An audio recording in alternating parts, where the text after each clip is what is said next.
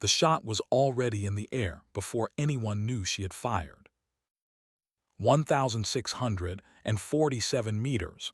That was the distance between Sergeant First Class Vera Strand and the man who was about to end 4 American lives. She had measured it 3 times on her range finder, then set the device aside. The range finder was a tool for soldiers who needed confirmation. Vera did not need confirmation, she needed stillness. The temperature at the ridge was -4 degrees Celsius. The Mk-22 MOD-1 had been resting against the rock face for nearly 4 hours. The barrel was cold. Not cool, cold. In the world of precision marksmanship, a cold bore shot at this distance, in this wind, in this temperature, was not a reliable proposition. It was a prayer with physics attached. She had already factored everything.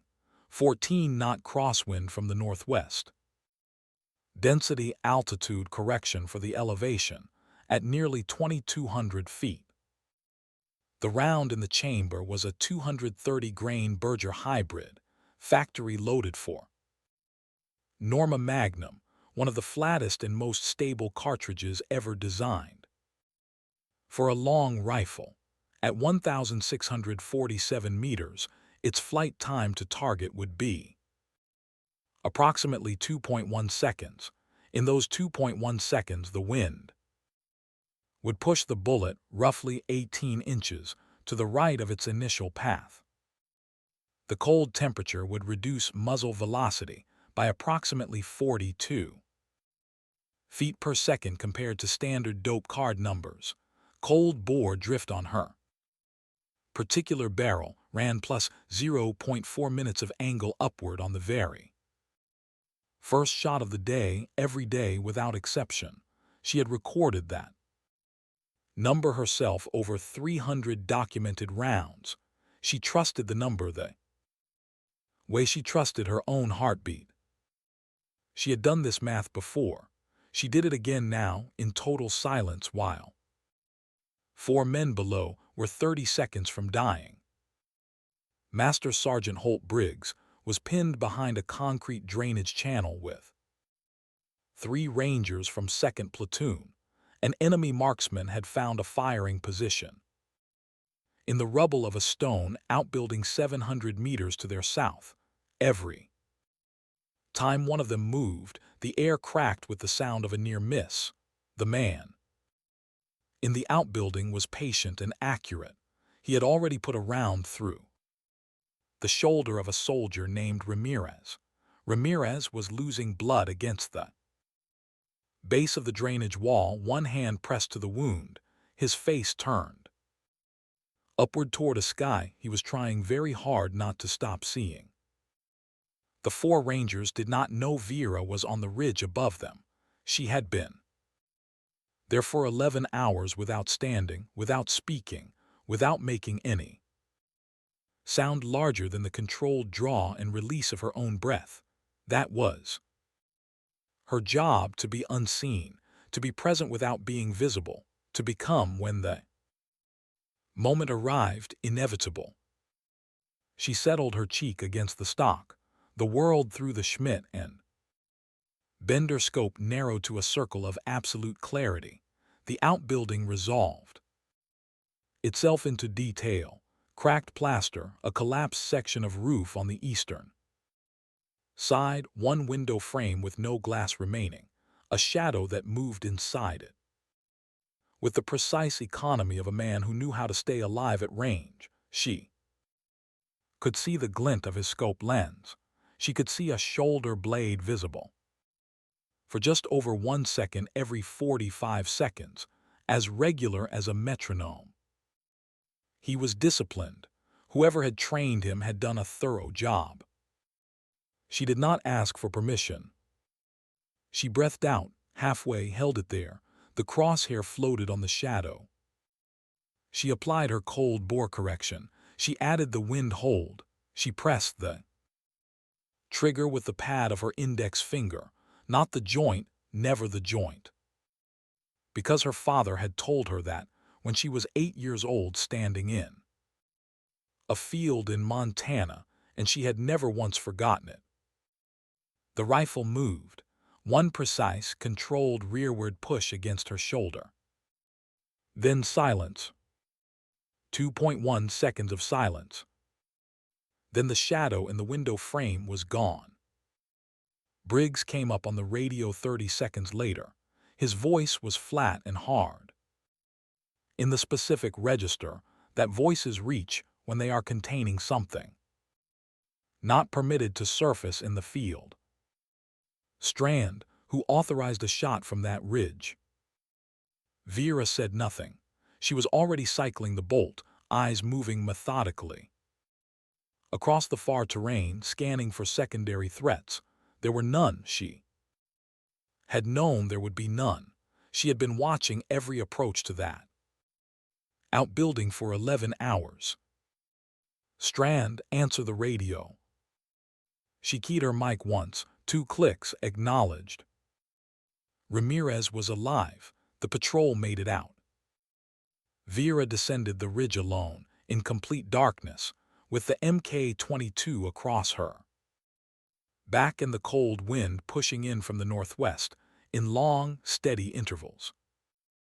She had saved 4 lives by breaking one procedural rule she already knew, with the certainty of long experience, that the 4 lives would not be the part anyone remembered. The after-action report was written by Briggs. She read it the following morning. In the administrative tent, standing at a folding table with a cup of coffee going cold beside her, the report was accurate in every significant detail.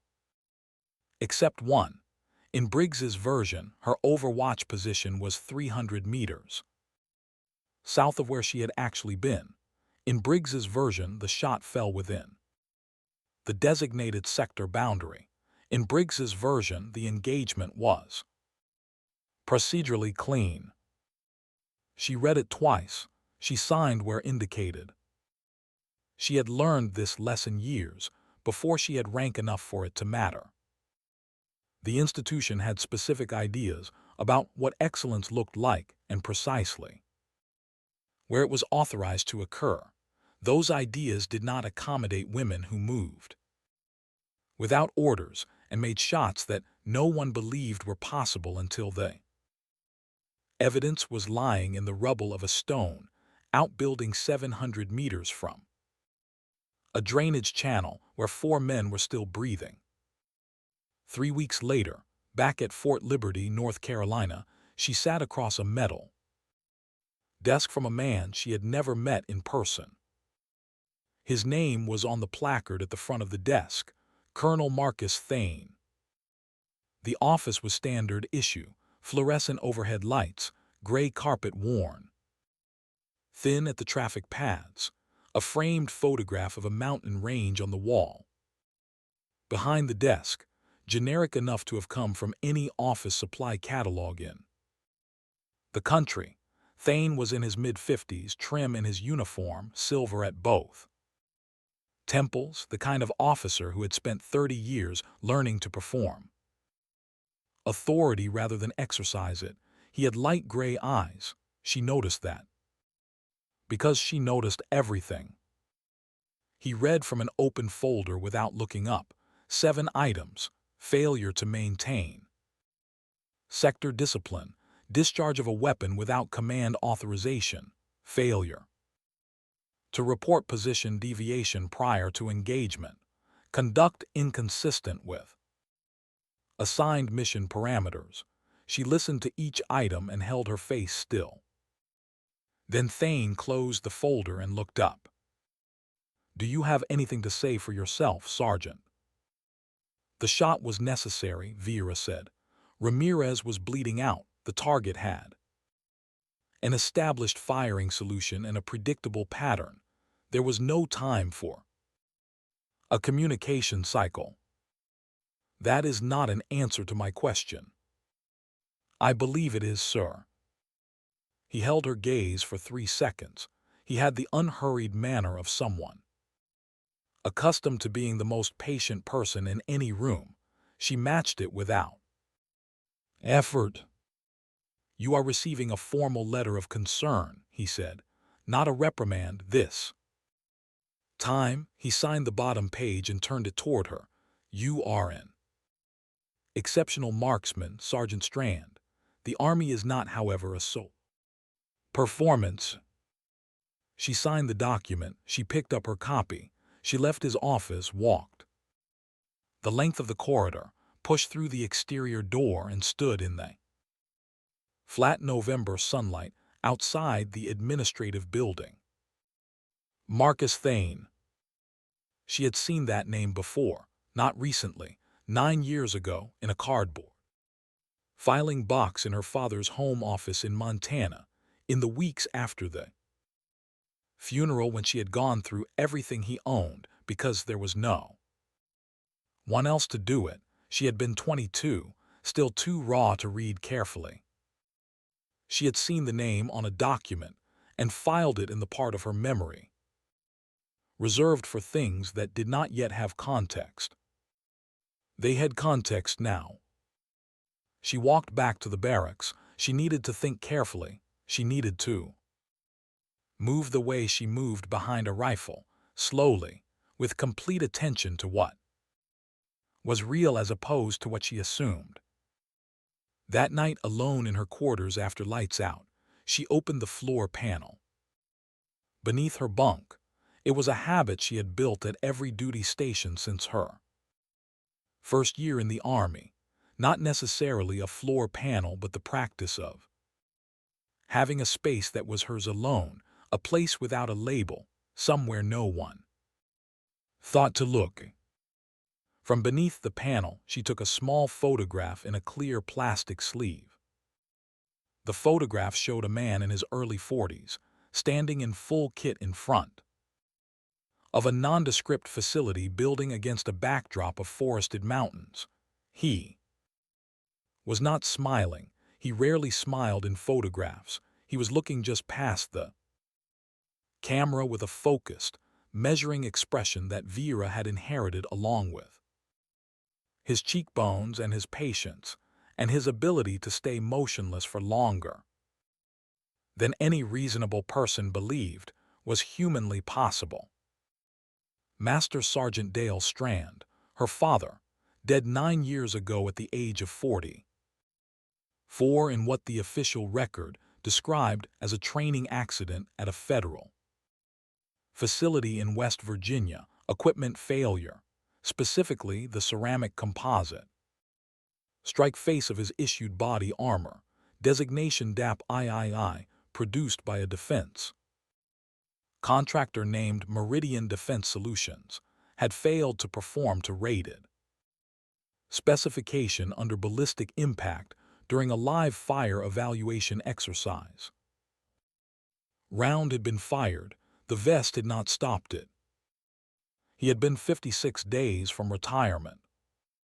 She closed her eyes. She heard his voice the way she always heard it in moments that required precision, low and unhurried, measuring every word before it left his mouth. They were in the field behind their house in Montana. She was 12. The rifle was a .22 LR, small enough that she could manage it without difficulty, large enough for the fundamentals to be real. He was crouched behind her at her level, one hand resting lightly on her shoulder, not pushing, not directing, just present. "Trigger pull is not a command," he said. "It is an invitation. You invite the round to leave. You do not demand it." She fired. The tin can at 60 meters jumped and spun in the afternoon light. "Again," he said, "no praise, just continuation." She fired until her shoulder ached and the light changed, and she could hit the can 9 times out of 10 without thinking about the mechanics of it at all. The memory released her. She was back in her quarters at Fort Liberty, 31 years old, the photograph in her hand and the name Marcus Thane sitting at the front of her mind with a weight it had not carried 9 years ago. She opened her personal laptop. She searched the Defense Contract Audit Agency public database. She typed in Meridian Defense Solutions. She typed in DAP III. The contract listing came up. Phase 2 procurement approval, Pentagon level. Authorization, a signature line at the bottom of the award document. She stared at the name in that signature block for a long time. She closed the laptop. She did not search further that night, not because she was afraid, because she understood with the part of her mind her father had trained most thoroughly, that moving too fast toward a target was how you gave away your position. One breath at a time. 2 months passed. Fort Liberty in the early winter had a gray, functional quality she found easier to work in than most comfortable postings she had known. There was something honest about it. The work was clear. The days were structured. She qualified on the Mk-22, every scheduled cycle and several unscheduled ones. She arranged through the range master with the straightforward argument that a sniper who did not shoot was a liability.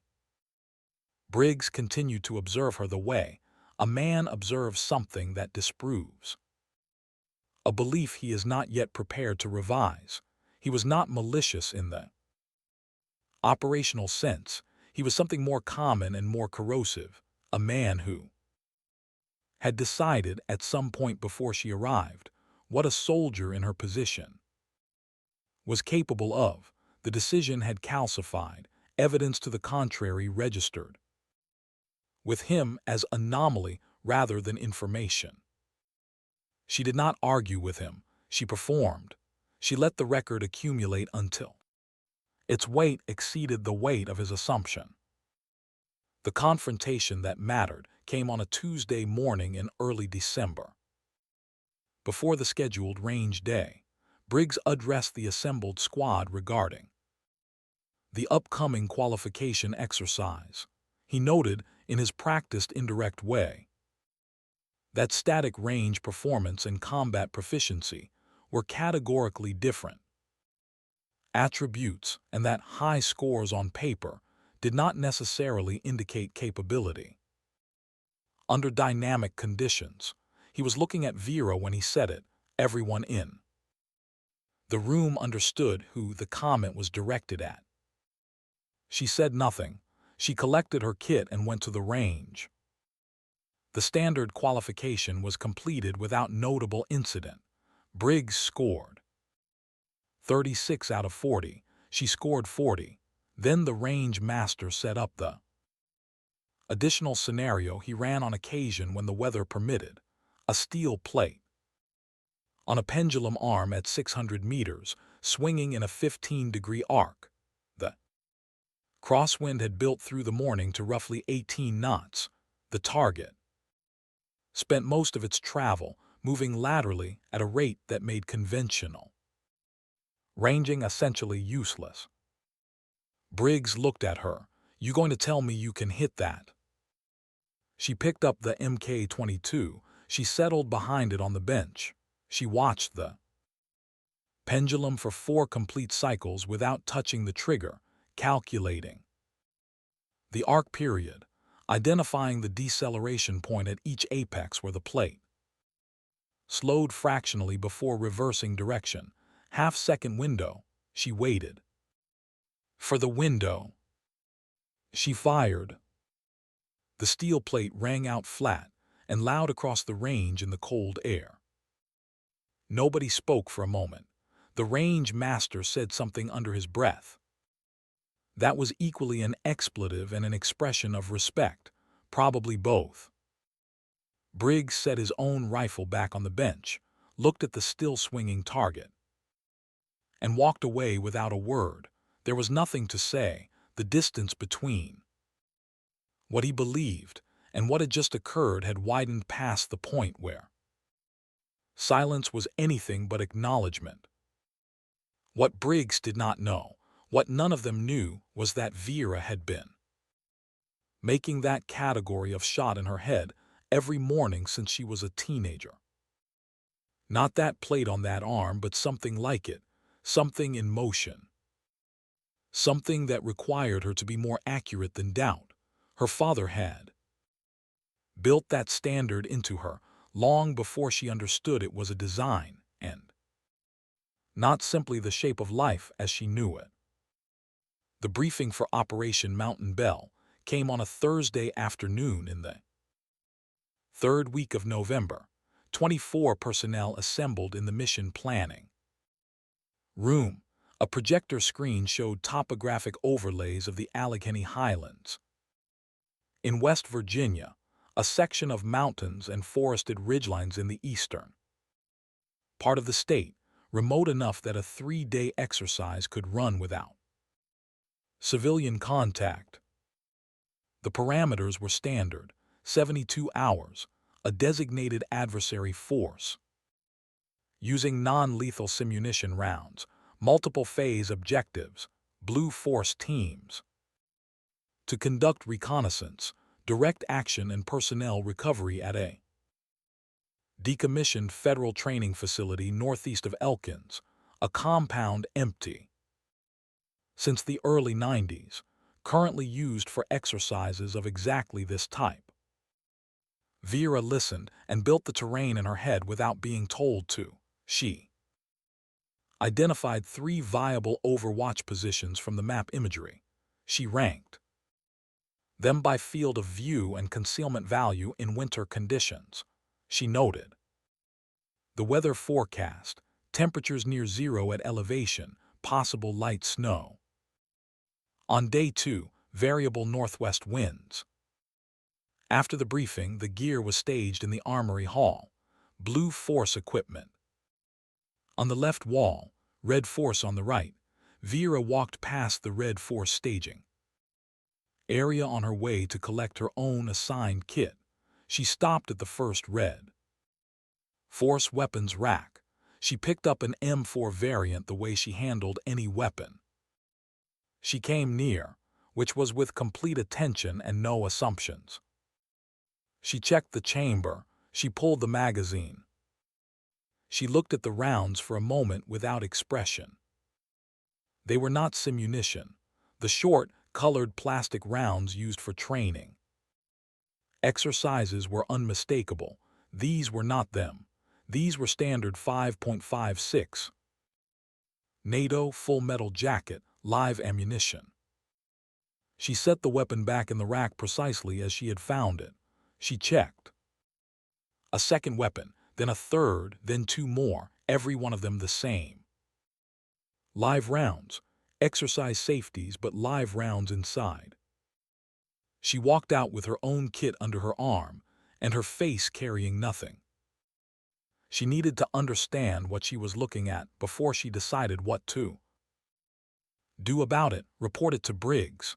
Briggs, who had already shown her the ceiling of his usefulness, reported up the chain of command which now ran through Marcus Thane, whose name was on the approval document for a contract that had put a defective vest on her father. No, she would hold it. She would watch.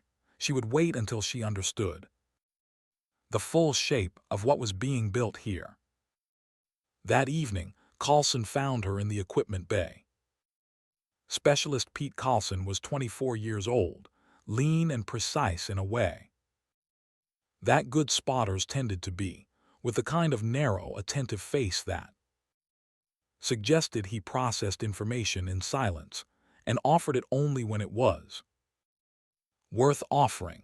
He was the best spotter Vera had worked with in her career. Methodical without being rigid, calm without being disengaged. She had specifically requested him 6 months prior when her previous spotter rotated out. He had a printed map in his hand, the mission sector chart from that afternoon's briefing. He kept his voice low. There is something wrong with your sector.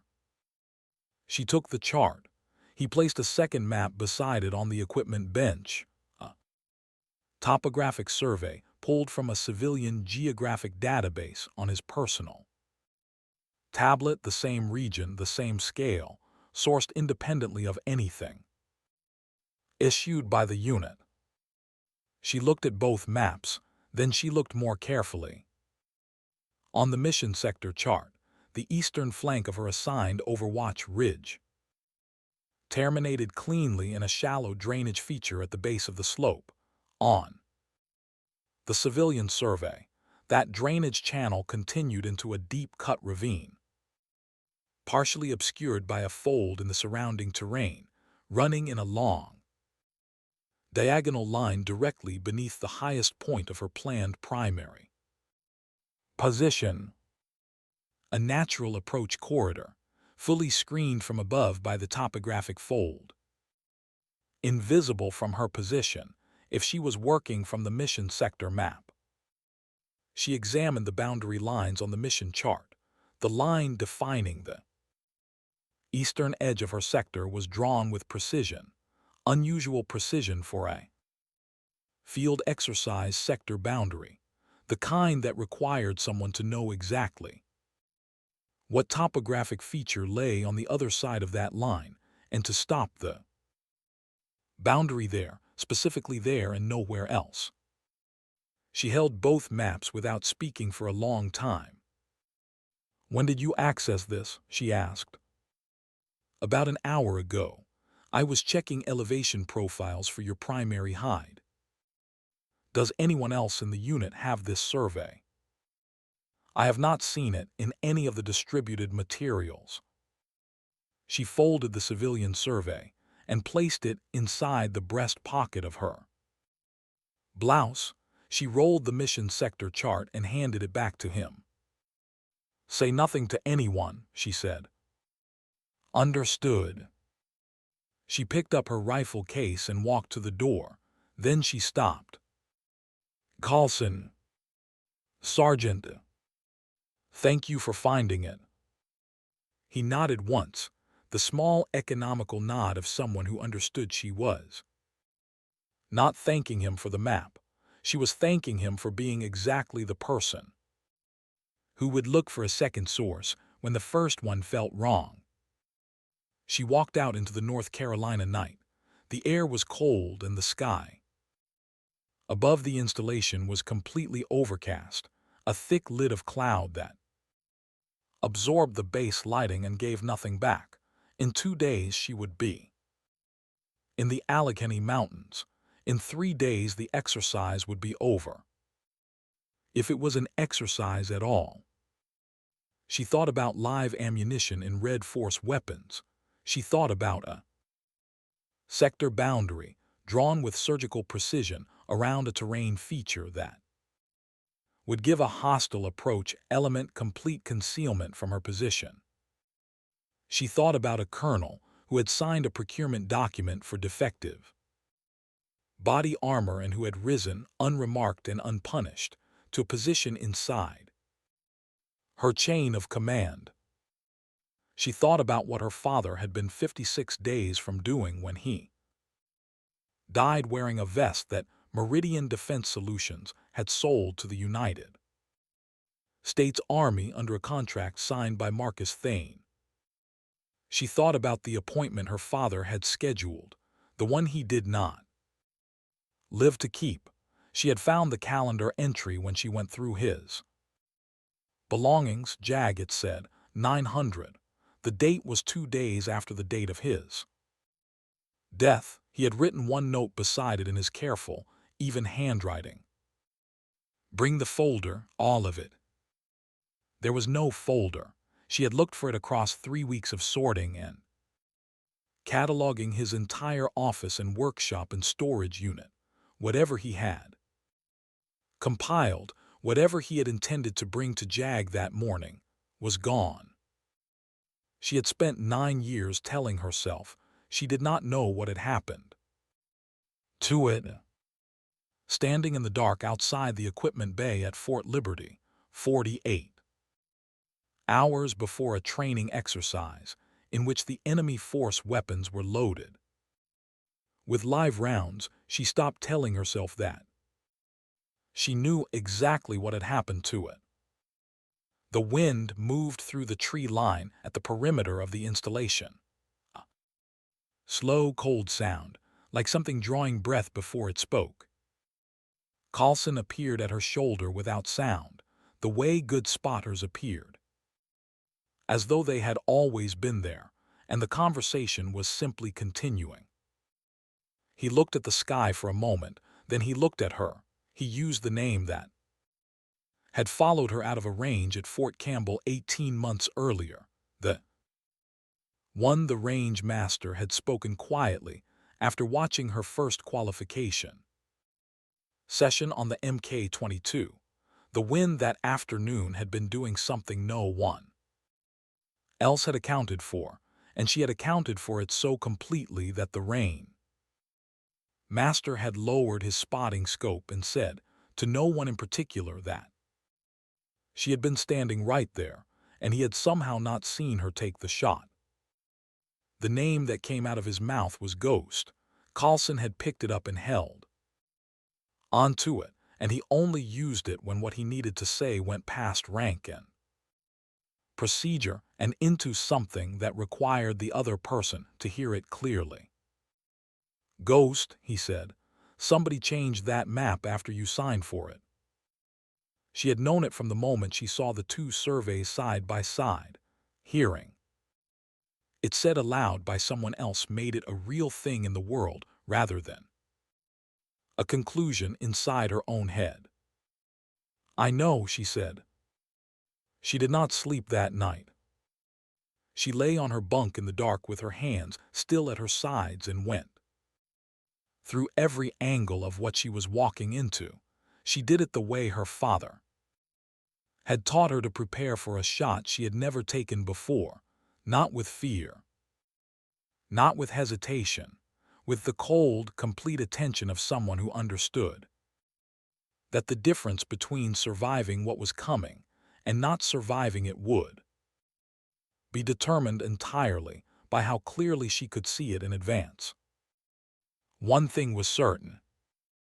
This was not a training exercise.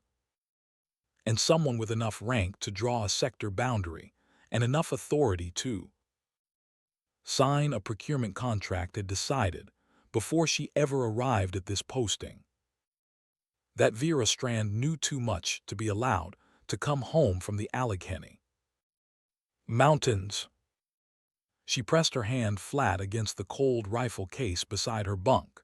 The Mk-22 was inside, broken down, packed with the methodical care she gave everything she valued. She could assemble and load it in under 90 seconds in complete darkness.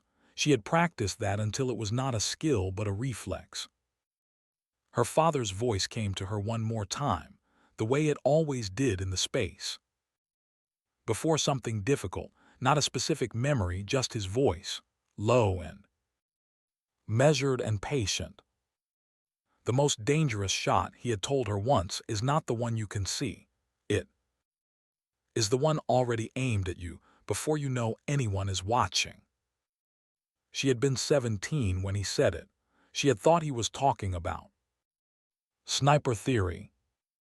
He had been talking about this, about exactly this, about the kind of fight where the rifle is the easy part, and the hard part is surviving long enough to see clearly who is standing behind it. She closed her eyes. Outside, the wind pressed against the building walls and moved on. Tomorrow she would load her kit and board a transport and fly north toward mountains she had never operated in, toward a decommissioned compound at the end of a gravel road, toward whatever Marcus Thane had constructed in the dark. She would go because she was a soldier. She would go because her father was a soldier. She would go because somewhere in those mountains, in a compound empty since the 90s, there was a man named Anton Vrel whose face appeared once in her father's files beside 3 words written in her father's careful hand. Do not contact. She needed to understand why. Vera Strand closed her eyes, slowed her breathing, and waited for morning. The transport landed at a small regional airfield outside Elkins, West Virginia.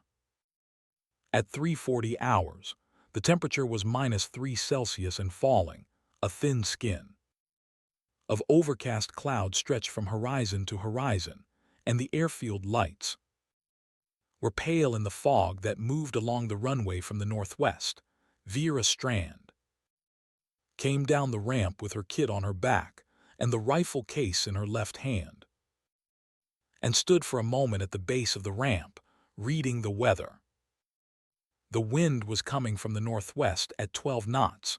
She noted the way the fog was tracking, low and directional, which told her the upper air was moving faster than the surface layer, at elevation in the mountains northeast of town. That differential would be significant before sunrise. She filed the observation, the way she filed everything that might matter later. 24 soldiers unloaded and staged into 2 transport vehicles for the 40-minute drive to the compound perimeter. Master Sergeant Holt Briggs managed the vehicle assignments without speaking to her directly. He had done that since Fort Liberty, maintaining the careful distance of a man who understood that what had happened on the range was not something he could undo through conversation. Specialist Pete Carlson took the seat directly behind her in the vehicle. He had his map case across his knees and the civilian GPS unit in his breast pocket, the one he had used to pull the independent topographic survey. They did not speak during the drive. There was nothing either of them could say aloud in that vehicle.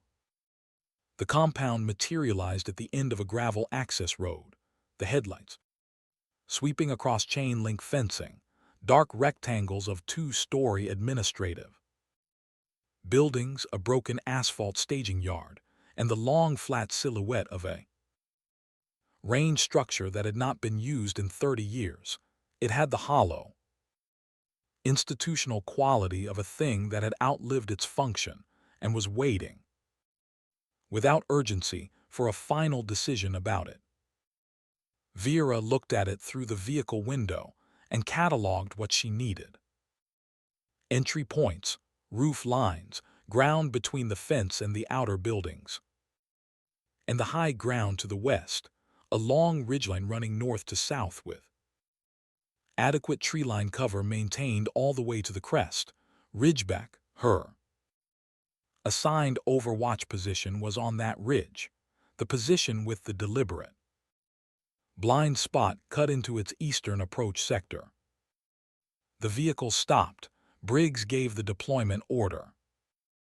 Vera and Carlson moved out separately from the main element to establish the overwatch position before first light.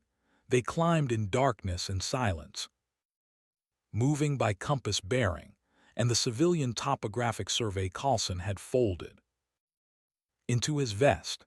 The ridge was steep and the ground was frozen, hard underfoot, but unstable at the edges where frost had cracked the surface. Vera set the pace fast enough to reach the crest before the sky began to change. They found the primary position at 5:27, a natural rock shelf at the crest with an unobstructed field of view across the compound 300 meters below and a long sight line northeast toward the access road.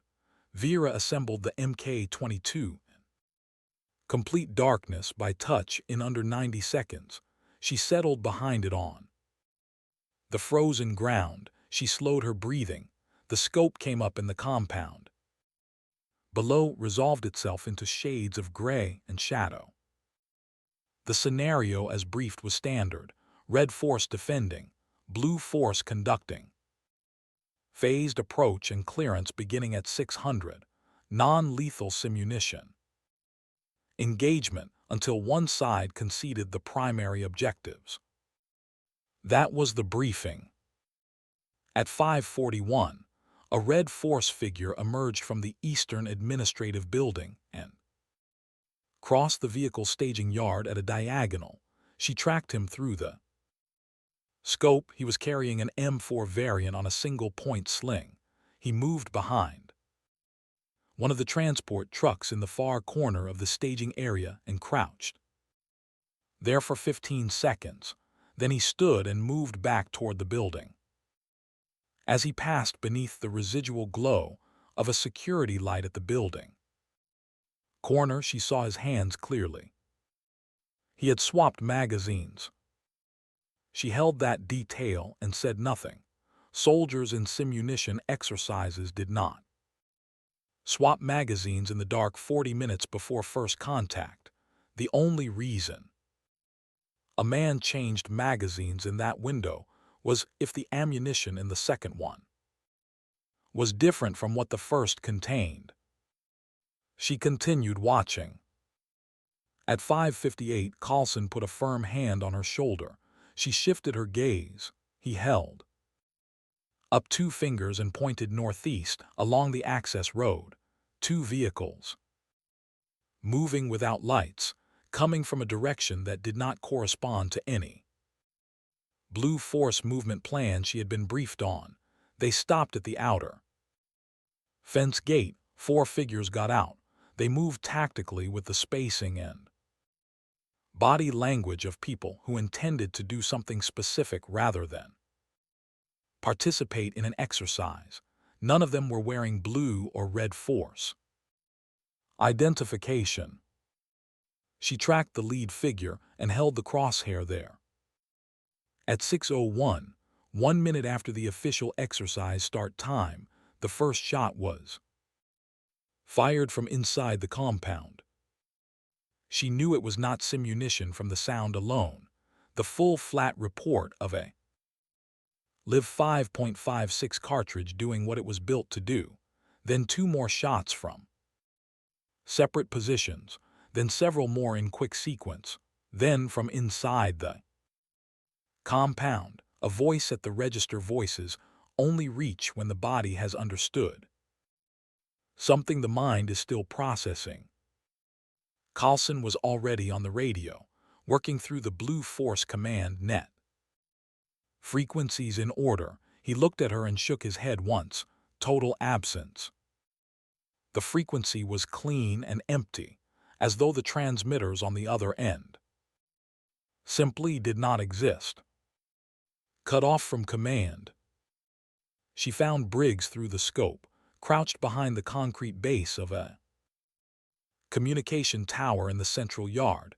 3 Rangers with him, all of them pinned. The fire was coming from the second floor of the eastern administrative building, northeast corner window, a position that covered the entire approach to the main structure with clean angles on all sides. From her position on Ridgeback, she had a direct line through to that window. She calculated the range, 280 meters. The wind at this elevation was southeast. At 8 knots, a slight right-to-left push at that distance. She adjusted her hold. The shape in the window was moving with the disciplined economy of someone trained to present minimum profile between shots. Then the shape found Briggs and settled. She fired before it did. 1 round.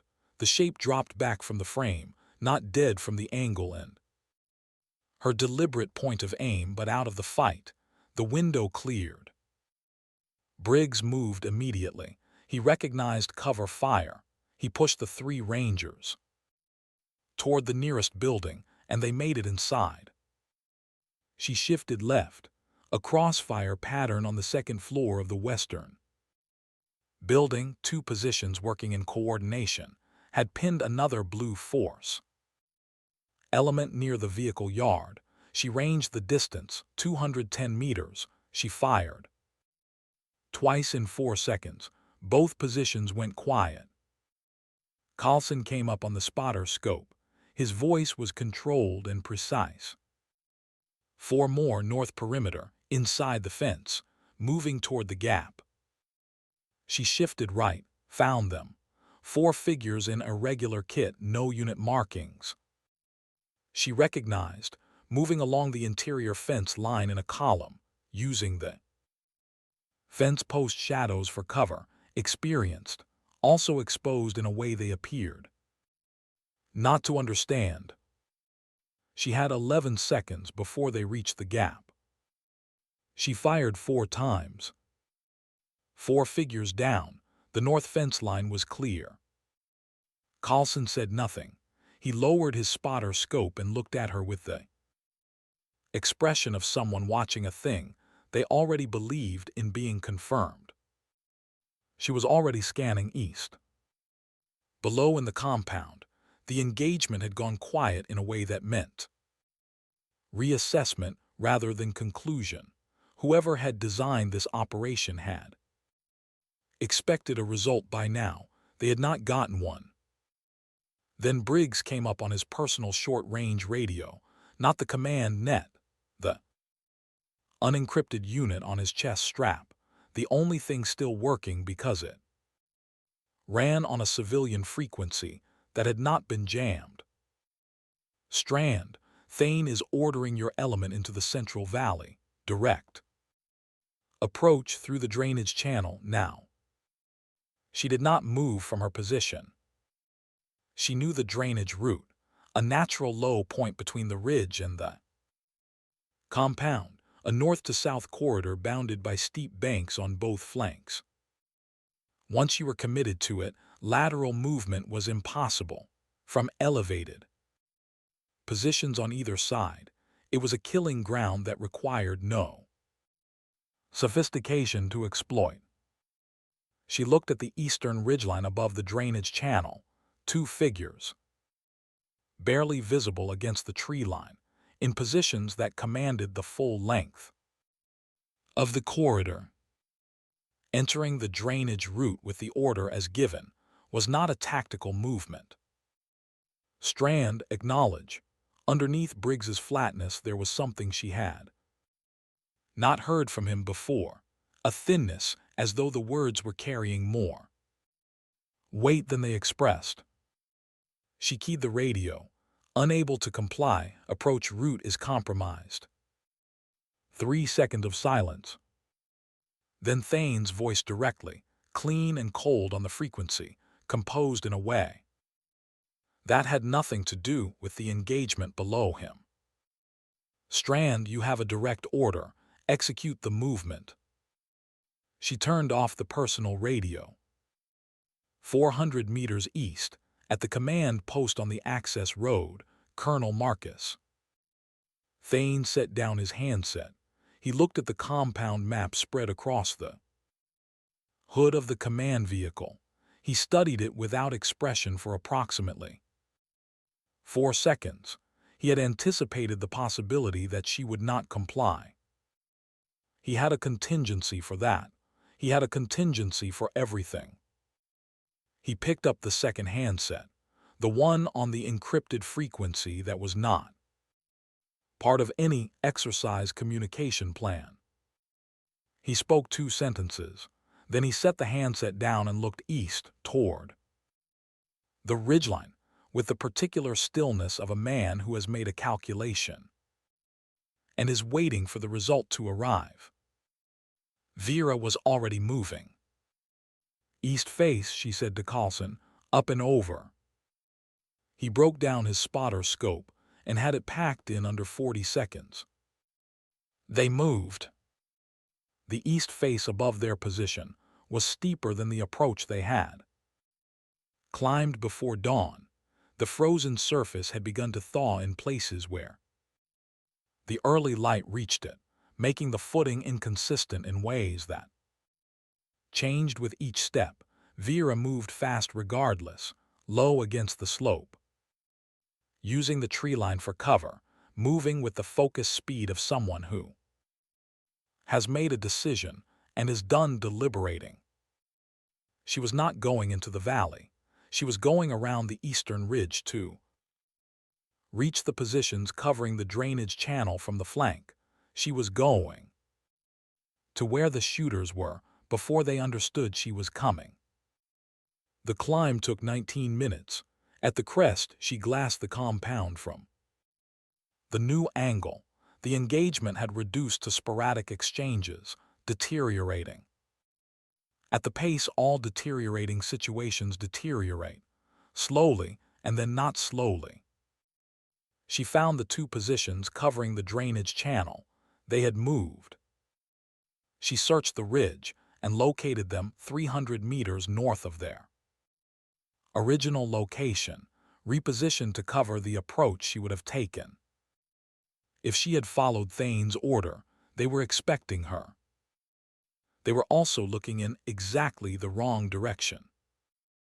She settled behind the Mk-22, the heat signatures through the scope placed. Both figures behind a low rock shelf. She waited for the second figure to complete his scan and go still. She fired twice. She was already moving before the second echo left the trees. The man she had not yet seen was 20 meters below her on the eastern slope, moving not toward the compound but away from it, back toward the access road. At a pace that was controlled rather than panicked, compact suppressed weapon. At the low ready, a hard case over his left shoulder, he moved through the terrain without hesitation, with the familiarity of someone who had studied the approach before he used it. She was down the slope before he reached the tree break, moving faster than he had calculated for anyone to move in that terrain. She came off a 2-meter rock face and closed the distance between them before he had fully processed the movement in his peripheral vision and begun to turn. She had the Mk-22 pressed against his back before he completed the turn. "The case," she said, "set it down." He set it down slowly, hands visible and open. He had not attempted to use the weapon on his sling. She kicked the case aside and backed him against the rock face. She held the rifle on him across 4 meters of clear space. He was older than the briefing photograph had suggested, mid-50s, possibly. Older, a broad, weathered face with the particular stillness of someone who had spent a significant portion of his professional life being patient in dangerous places. He looked at her without fear and without aggression, and that specific absence was the most unsettling thing about him. "Anton Vrel, you came from above," he said, "not through the drainage channel." "Where is Thane?" she said. "Command post, Eastern Access Road, approximately 400 meters from your current position." He paused. "He expected you inside the drainage by now." "I know he did." Vrel looked at her. The expression on his face was the look of someone who had been carrying a decision for a long time and had finally decided to set it down. "Your father was a careful man," he said. She held the rifle absolutely still. "He was careful and thorough, and approximately 48 days from delivering documentation to the Judge Advocate General's office that would have ended Thane's career and initiated criminal proceedings. I was contracted to ensure that did not happen. I was given a national security justification. I was told the documentation contained sensitive operational details that could not enter the public record." The cold air moved through the trees around them. "You killed him," Vera said. "I arranged the circumstances that made the accident possible." He paused. "I stopped distinguishing between those two formulations years ago." Her breathing stayed even. Her hands stayed still. "Then why are you telling me this?" He was quiet for 2 seconds. "I kept the documentation I had gathered as a form of protection. Thane and I had an arrangement. He would not revisit what I had done for him. I would not revisit what he had instructed me to do. 9 years of that arrangement, and it held. Then he contacted me and brought me here, and I understood, from the specific nature of this operation and the instructions he provided, that he intended to eliminate me once the contract on you was completed. A man who removes witnesses does not stop with the first one. He stops when he runs out of reasons to keep going. Vrel paused. Again, I decided I would not wait for him to run out of reasons. She studied him. Everything his body was doing was consistent with the statement. The decision had been made before she arrived on this ridge. He had been waiting for someone to make it too. The case, she said. Yes, he knelt and opened the clasps. Inside was a hard drive in a protective sleeve and a printed index of its contents. She crouched and read the first page of the index without touching the drive. 4 lines were enough to tell her what she was holding. She closed the case. Move, she said. Stay where I can see you. They were 20 meters through the trees when she heard the shot from the direction of the compound, not aimed at her. The acoustic angle was wrong for that. It had the specific quality of a round that had found a body at close range. She knew it before her mind finished reasoning, the particular certainty that arrives ahead of logic. She moved faster.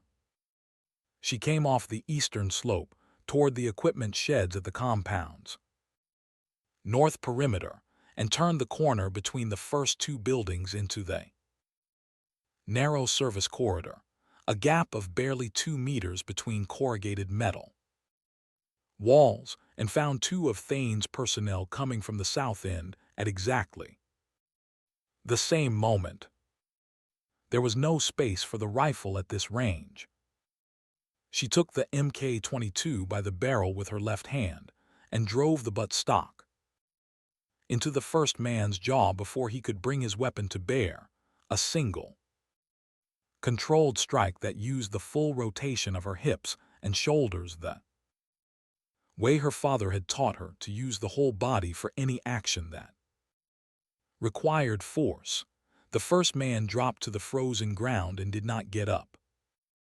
The second man was already reaching for her arm. She let him close the distance, stepped inside his reach, drove her elbow into his throat, and used the downward momentum of his collapse to take his weapon before he hit the ground. She cleared the corridor without breaking stride. Vrel was behind her and then beside her, and neither of them spoke. She found Briggs at the far end of the corridor, in the space between the last 2 equipment sheds, in a position he had reached at speed because his breathing was the labored, breaking pattern of a man who had covered ground hard in the minute before a round hit him. The wound was in his upper right chest, not immediately fatal, but the color of his face and the rate at which the blood was moving through the dressing he had applied himself told her that not immediately had a time limit. His eyes were clear. She had not expected that. She had expected confusion, or the flat, distant quality that traumatic shock sometimes produced. His eyes were completely present, and he was using all of what was left in them to hold her gaze. He had something in his closed left hand. He pressed it into hers. A USB drive, small, standard, a strip of adhesive tape wrapped around it with one word written in ballpoint pen in handwriting she recognized as his, Strand. She looked at it, then at him. "How long have you had this?" she asked. "Your father gave it to me," he said. "The night before he died, he came to my quarters and he handed me this drive and he said, 'If anything happens to me, find someone who deserves to carry this.' That was all he said." Briggs took a breath that cost him noticeably. I told myself for 9 years that I had not found the right person. That was not the truth. The truth was that I was afraid. He closed his eyes for 1 second, and then opened them and held her gaze with the effort of a man insisting on being present for something he owed. Thane had me running surveillance on your father for 6 months before it happened. I filed those reports.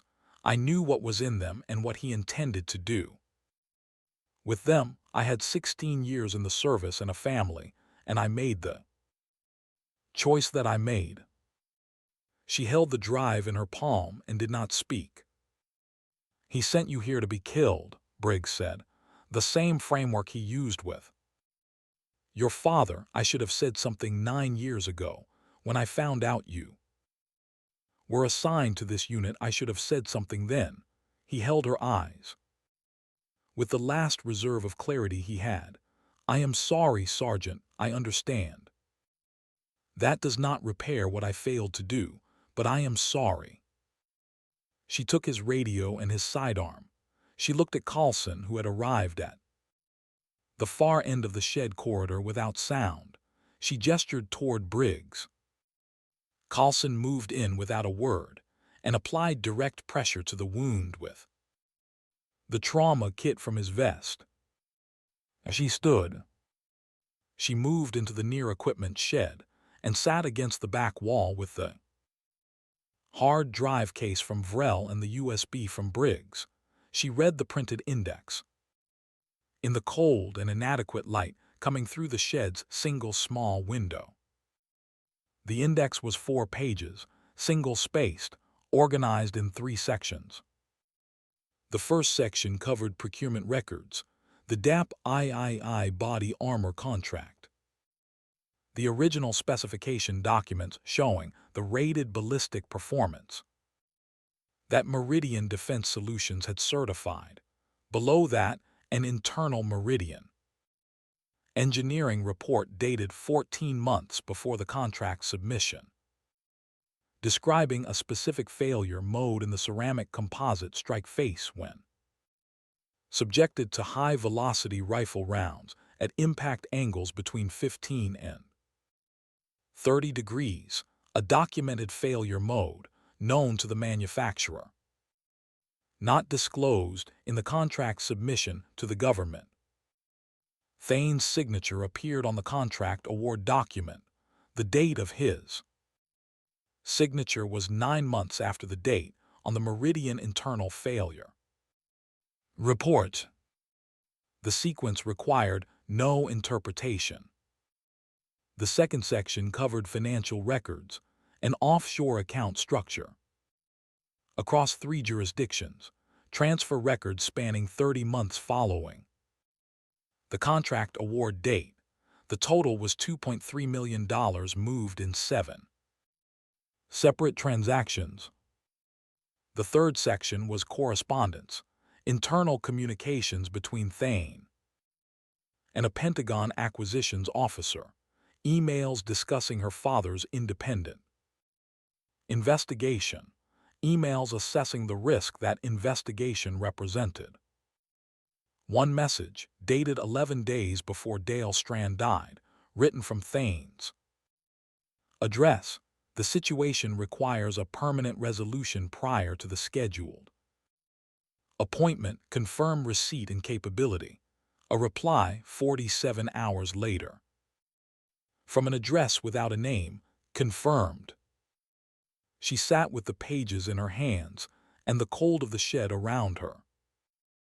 8 soldiers in the official record had died from DAP III failures in the field. Her father's name did not appear in any of those official accounts. The official account of Dale Strand described a training accident, equipment failure, as though the failure had been random, as though no one had known. She had been 22 years old when she first saw the name Marcus Thane written in her father's files. She had been 22 and raw and not yet ready to understand what the name connected to. She had put it away and moved forward the way soldiers move forward, because forward was the only direction that was available. She was 31 now. The difference was she was no longer moving toward understanding. She was at the center of it. She had a rifle. She had a USB drive and a hard drive, and 47 pages of documented financial crime and deliberate murder. She had a former contractor who had decided, for reasons of his own survival and perhaps something more, to place the evidence in her hands. She had a soldier bleeding in a shed 20 meters from where she was sitting, who had carried the weight of silence for 9 years and had just put it down. And she had a colonel 400 meters to the east who had just ordered a protocol that used the word sanitization. Thane's voice came through Briggs's radio, clear and cold. All elements. Initiate blackout protocol. All personnel, all evidence, full sanitization. Execute immediately. A pause of exactly 2 seconds. Bring the rotary asset online. From somewhere east of the compound, still distant but already growing in the cold air, came the low rhythmic percussion of rotors. She looked at the USB in one hand and the hard drive in the other. She looked at 47 pages of documented crime and arranged death. She looked at the shed wall and thought about the SATCOM equipment staged at the supply point on the north perimeter, a backup communication system she had noted during the briefing and filed away as a fact she might eventually need, battery-powered, frequency independent of whatever jamming Thane had placed on the command net. She had not known when she noted it how soon the fact would become essential. She stood, USB and hard drive went into her inner vest pocket. She moved to the shed doorway. Carlson looked up from Briggs. She held up 2 fingers and pointed north. He understood. Vrel was at the outer wall, hands visible, watching her. "You can help or you can stay here," she said. He stood without hesitation. "I will help you." The rotor sound was continuous now and closer. The overcast had thinned toward the eastern horizon, and in the pale gray suggestion of early morning light she could see the dark shape of a helicopter beginning its approach arc toward the compound. Thane was not waiting for a field report. He was coming to confirm the outcome himself. Vera checked the Mk-22. Magazine seated, chamber clear, action smooth. She had done this 10,000 times in every condition the world could produce, and it was no longer a thought. It was something her hands did while her mind was already on the next problem. She walked out of the shed toward the north perimeter, into the cold, thin light of a West Virginia morning, with her father's name in her chest pocket and the sound of rotors growing behind her, and everything that needed to happen next arranged in her mind with the same cold precision she brought to any shot she had never taken before. She walked because she was a soldier, and because her father had been a soldier, and because neither of them had ever in their lives stopped moving toward a difficult thing, simply because the thing was difficult. She walked because 8 soldiers in the official record were dead, and her father was dead, and Marcus Thane was 400 meters east and still breathing. And somewhere north of her, at the supply point on the perimeter of a decommissioned federal facility in the mountains of West Virginia, a SATCOM terminal was sitting in a case with a full battery charge and a frequency that no one had thought to jam. She moved toward it through the cold. The supply point was 60 meters inside the north perimeter fence, staged inside a chain link enclosure adjacent to what had once been a vehicle. Maintenance bay. The bay itself was a concrete shell with no roof remaining. Open to the gray morning sky, the interior floor covered in 2 decades of dead leaves and frost, the supply enclosure stood against the bay's exterior. South wall, the equipment inside visible through the chain link in stacked transit cases of various sizes. Vera reached it in 4 minutes from the equipment shed corridor.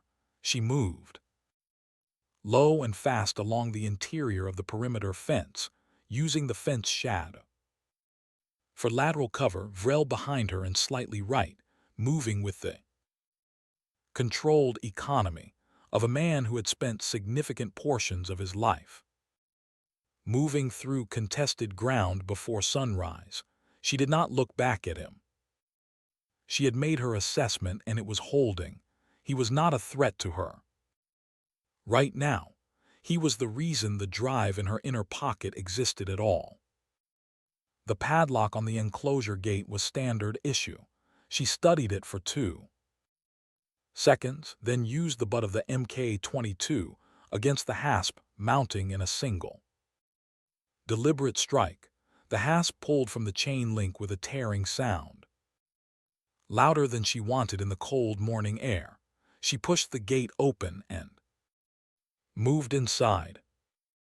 The SATCOM terminal was in the second case from the left on the lower shelf.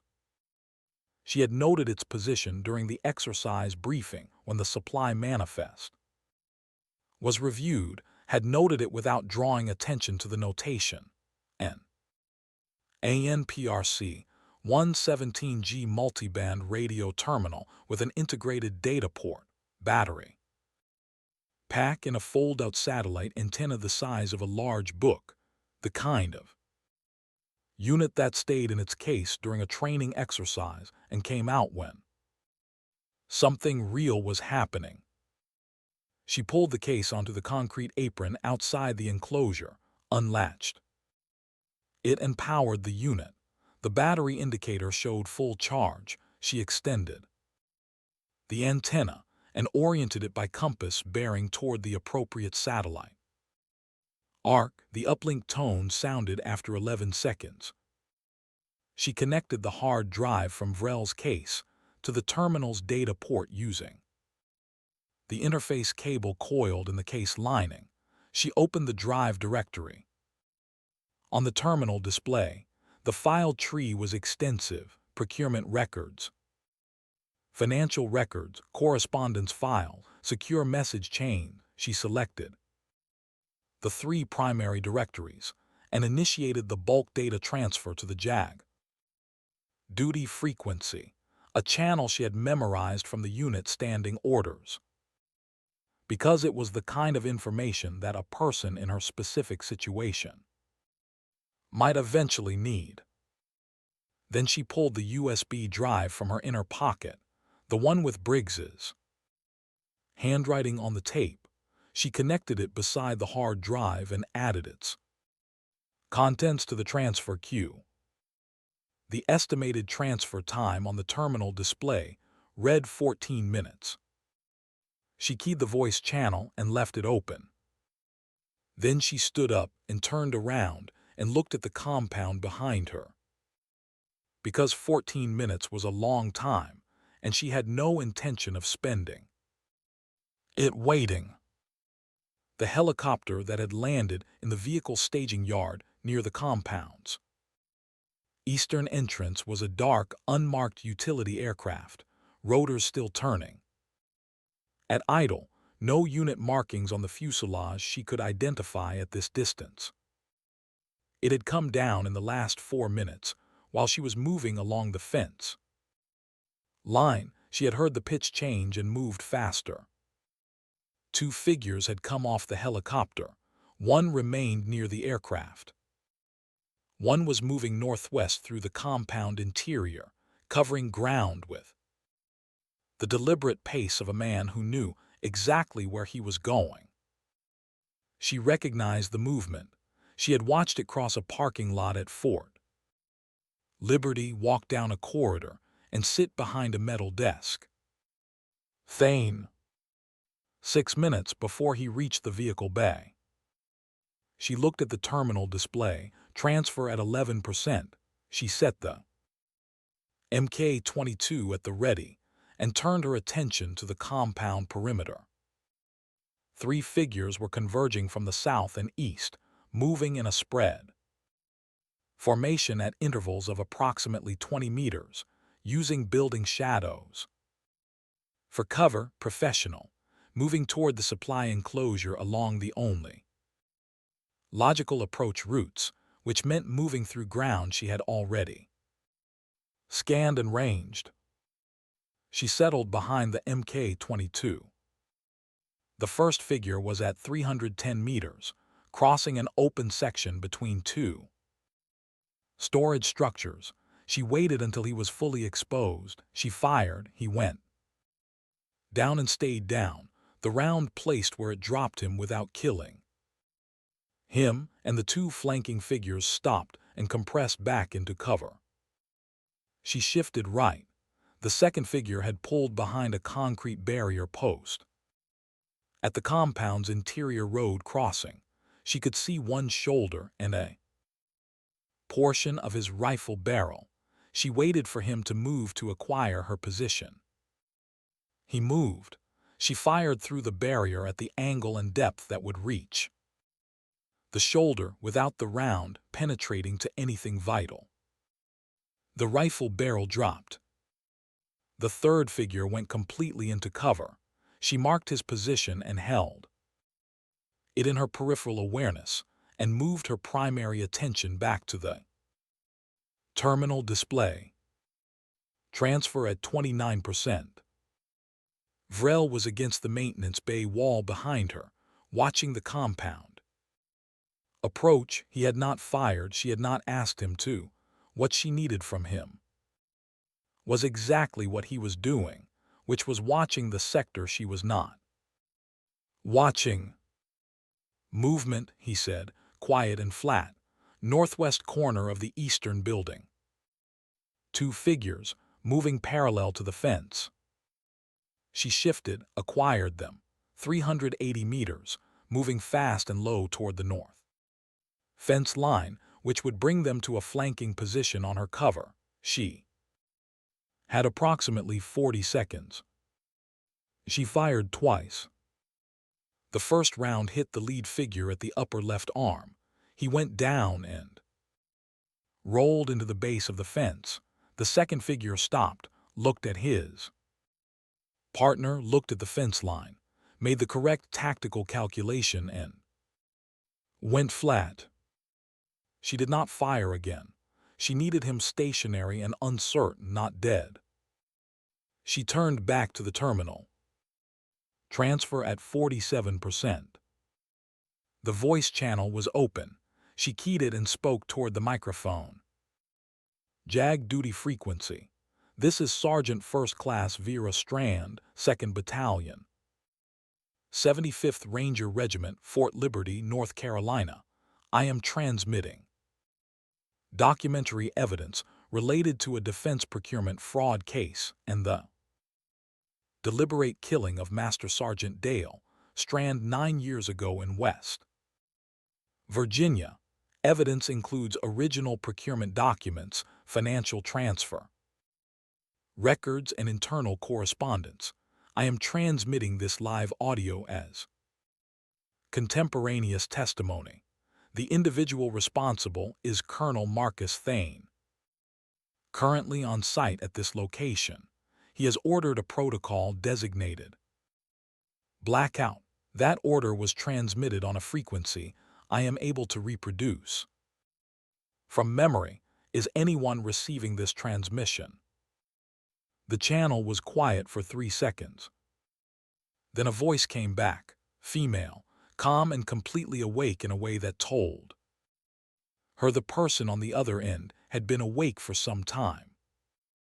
Sergeant Strand, this is Chief Warrant Officer 3 Me Selkirk, JAG duty. Officer Fort Liberty, I have your transmission. I am receiving the data. Transfer, keep the voice channel open. Do not close this channel under any circumstances. Do you understand? Understood, Vera said. Are you currently under fire? Intermittently, she said. A pause of exactly 2 seconds. Stay on the line, Sergeant. Transfer at 61%. The morning light had continued to build. The compound was now fully visible. In flat gray illumination that stripped the shadows from the building corners and fence lines and left everything exposed and precise, she could see Thane. Clearly, he had reached the interior road and was moving along it toward the north perimeter without taking cover, not because he was unaware of the tactical situation, but because he understood the tactical situation was secondary to what needed to happen in the next several minutes. He was a man finishing a task. She recognized that quality. It had a specific character, a compressed forward momentum different from combat movement. He was not hunting, he was completing. Transfer at 73%. She heard Selkirk's voice on the open channel, directed at someone else in the room, issuing instructions in a rapid, clipped sequence that covered transmission authentication, evidence receipt confirmation, and military police mobilization at a facility 22 miles east of the compound's location. She was thorough and she was fast, and she was clearly the kind of officer who had been waiting for exactly this kind of call for a long time, possibly her entire career. Transfer at 88%. Thane was 40 meters from the maintenance bay. Vera looked at the terminal. She looked at the compound behind her. She looked at Vrel, who was watching Thane's approach with the expression of a man watching the arrival of something he has been expecting for a long time. She put her hand on Vrel's arm once briefly. He understood. He held his position. She set the Mk-22 against the terminal case. She walked out through the maintenance bay's open eastern wall and stood at the edge of the broken concrete apron in the morning light, hands visible and open. Nothing in them, facing the direction Thane was coming from. She did not raise the rifle. She did not draw her sidearm. She stood with her hands at her sides and waited. He came through the gap in the vehicle bay's exterior wall and stopped when he saw her. He was carrying his sidearm in his right hand, already drawn, and his eyes moved immediately from her hands to the terminal case behind her, and the antenna extended against the pale sky, and the transfer display visible on the screen. He looked at the display for a moment, then he looked back at her. He had known what he would find here. He had tracked the logic of it from the moment she failed to appear in the drainage channel, and his operational timeline began to deviate from the design. He was not surprised. He was furious in the specific way that contained men are furious, without expression, entirely internal, as though the fury were being held under tremendous pressure behind a surface that gave nothing away. "You want to tell me how far you think this gets you?" he said. His voice was the same voice from across a metal desk at Fort Liberty. Measured, unhurried, the voice of a man accustomed to being the most patient person in any room. She recognized that quality in him because it was a quality she had also inherited from a different man for entirely different purposes. "My father scheduled an appointment with Jag," she said. "He was going to bring a folder, all of it he wrote in his calendar. He never made it." Thane said nothing. "His name was Dale Strand," she said. He was 44 years old. He had 56 days left in his service. Still nothing. There were 8 soldiers before him, she said. They died wearing the armor that you knew was defective when you signed the contract that put it on there. Backs, they had names. She spoke each one into the cold morning air, allowing a full breath of silence between them, the way her father had taught her that. Stillness gave weight to what came after. Sergeant First Class Raymond Acaffer, Specialist Louis Mendez, Staff Sergeant Trevor Hawes, Private First Class Anthony Birch, Sergeant Damon Price, Corporal James Elwood, Sergeant First Class Walter Ngo, Private First Class Sean Callum. She had committed those names to memory in the equipment shed while the transfer ran. She had not needed to be told to. She had simply understood that some names are not permitted to stay in documents. And then my father, she said, Master Sergeant Dale Strand, the 9th. Thane raised the sidearm. He raised it smoothly and without hesitation, the action of a man who has completed a calculation and arrived at a conclusion that does not include walking away. She watched it happen and noticed, with the calm precision she brought to all high-pressure environments, that her hands were completely still. She did not move. From the terminal case behind her, Selkirk's voice came clearly through the open channel, not addressed to Vera, addressed to everyone receiving the frequency, which was now logged and time-stamped and carrying real-time audio of everything happening in this bay. All received. Authentication confirmed. Military police units are 19 minutes from your position, Sergeant Strand. We have everything. Thane heard it. She watched the calculation move through his face, the same invisible process she had watched in the corridor outside his office at Fort Liberty, and in every moment since the exercise began. Only now the variables had shifted past the point where any adjustment produced a workable outcome. The audio was already transmitted. The data was already in Jag's hands. The warrant was already being drafted. Killing her would not reverse any of it. It would only add another charge to an accumulation that was already sufficient to end everything he had built over 30 years. The sidearm stayed raised for 4 seconds. 4 seconds that stretched the way time stretches when something permanent is in the process of being decided. Then the weapon came down. Not because Thane had reformed. She was not naive about that, and she did not need him to have reformed. He lowered the weapon because the math had finally, completely and irrevocably gone against him, and Marcus Thane was at the foundation of everything, a man who followed the math. It was what had made him dangerous for so long. It was also what made him predictable at the end. He lowered the sidearm to his side. He looked at her. She said one more thing. My father was going to bring the folder, she said. He brought it anyway.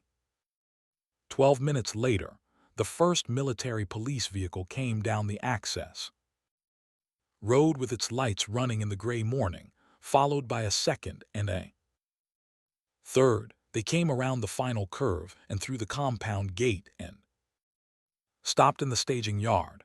8 MPs in full-duty kit deployed and formed a perimeter around the maintenance bay. Behind them came a 4th vehicle, a standard staff car, from which Chief Warrant Officer 3 Selkirk stepped out in her service uniform with a legal pad in one hand and an expression of concentrated calm that Vera recognized as the professional face of someone who has been waiting a long time to do a specific job and is now doing it. Selkirk looked at the terminal case with the antenna still extended. She looked at Vrel against the wall with his hands visible. She looked at Thane, who stood in the center of the bay, with his sidearm on the ground where he had set it. When the vehicles arrived, standing straight, his posture carrying the habit of 3 decades in uniform, as though the uniform could still mean what it had once meant. Then Selkirk looked at Vera. She was a compact woman in her early 40s, precise in a way that good JAG officers were precise, nothing wasted, every action directed. She walked across the bay and held out her hand. Vera shook it. "I have been waiting for that file for 6 years," Selkirk said, not with satisfaction, with the specific gravity of someone who has been carrying an unfinished thing and is finally permitted to set it down. "My father put it together in 9 months," Vera said. "I know," a pause. "The appointment he missed was with me. I was the duty officer that morning. When he did not come in, I filed an inquiry. I was told it was a training accident. I was told to close the inquiry." She held Vera's gaze steadily. "I filed it inactive instead. I have been waiting for someone to bring me a reason to open it again."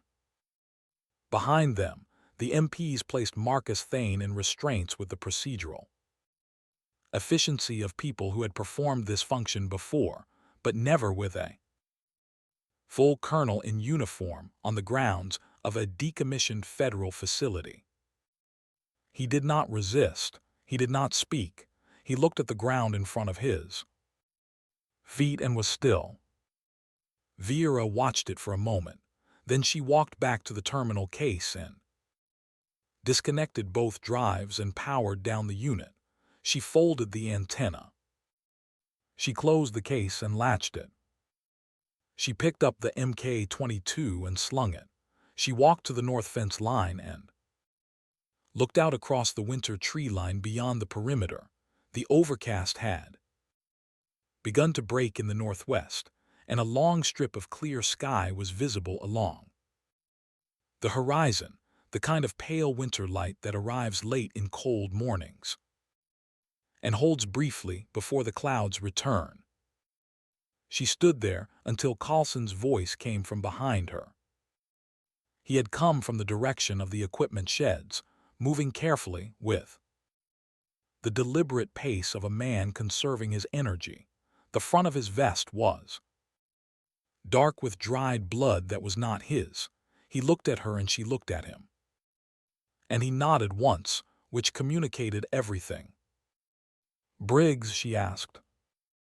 "Medevac is 9 minutes out," he said.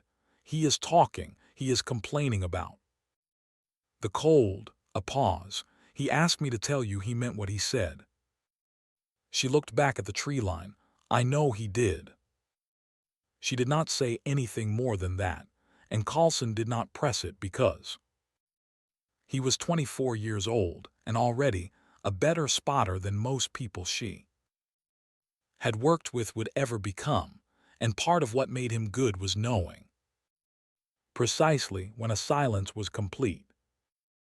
The medevac arrived 8 minutes later, descending through the breaking cloud.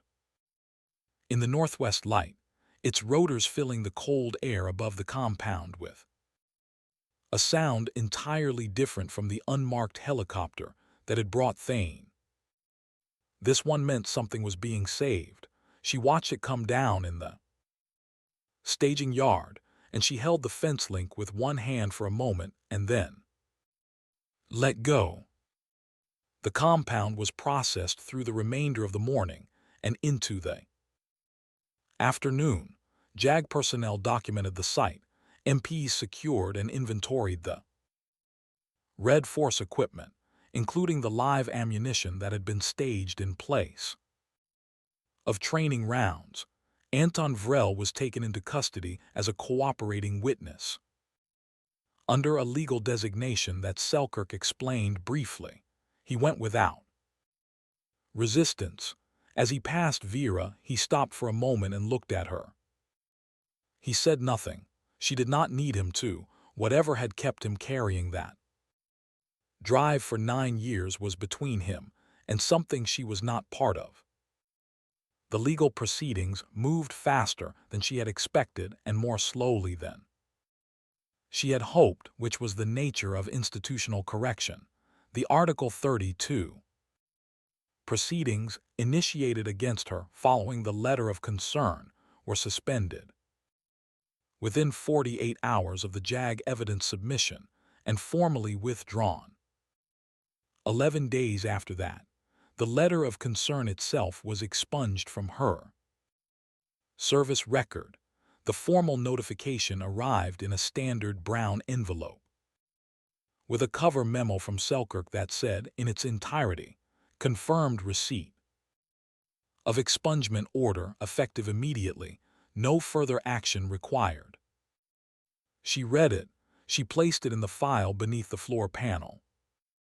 The deeper proceedings, the criminal case against Thane and the Pentagon acquisitions officer whose name appeared in the correspondence, and the corporate fraud and manslaughter investigation against Meridian Defense Solutions, those were going to take years. Selkirk had told her this without apology because it was true. Vera understood. She had waited 9 years already. She could wait for the process to finish what the evidence had begun. What she could not wait for and did not have to was the part that was hers to complete. The Silver Star ceremony was held on a Tuesday morning in the secondary gymnasium at Fort Liberty, a room large enough for the assembled unit and intimate enough to carry the specific weight of gathered attention. She stood in her dress uniform with Carlson to her left and a gap to her right where someone else should have been standing. The general who pinned the decoration shook her hand and said the things that were said at such moments. She thanked him and meant it. Carlson received a commendation. He accepted it with the same economical nod he applied to most things. Afterward, standing outside in the cold, he looked at her decoration for a moment. Your father would have stood at attention and not let his face move. He would have, she said. You stood at attention and did not let your face move. I know. They went back to work. The selection order for First SFODD arrived 6 weeks after the ceremony. Not a request, not an inquiry about her interest, an assignment order formatted and signed with a reporting date and a location and the specific demands that the selection and assessment process placed on candidates, which were considerable. She had been preparing to meet them in one form or another since she was 12 years old in a field in Montana with the afternoon light going orange around the edges. She read the order twice. She folded it and placed it in her inner vest pocket, the same pocket that had carried the hard drive and the USB and the index pages. That pocket had carried a great deal of weight in the last several weeks. It would carry more. She was ready for that. The memorial ceremony was on a Friday afternoon in early December at the Installation Memorial Wall at Fort Liberty. The wall was long and pale in the winter light, names inscribed in even rows accumulated across decades of service and loss. She had walked past it many times. She had never permitted herself to look for a specific section of it until now, because the name she was looking for had not been there. It was there now. The ceremony was small. Carlson, the chaplain, 2 officers who had served with her father in earlier assignments, one gray-haired and straight-backed, the other older still, moving carefully but standing without support. A mason had added the name under expedited authorization that Selkirk had navigated through. The bureaucracy with the same focused efficiency she brought to everything. Below the name was the corrected designation, not equipment failure, not training accident. Killed in faithful service to the truth of his duty. She stood in front of the wall and looked at the letters. She put 2 fingers against the stone, against the first letter of his name, and held them there. The stone was cold. Everything in December was cold.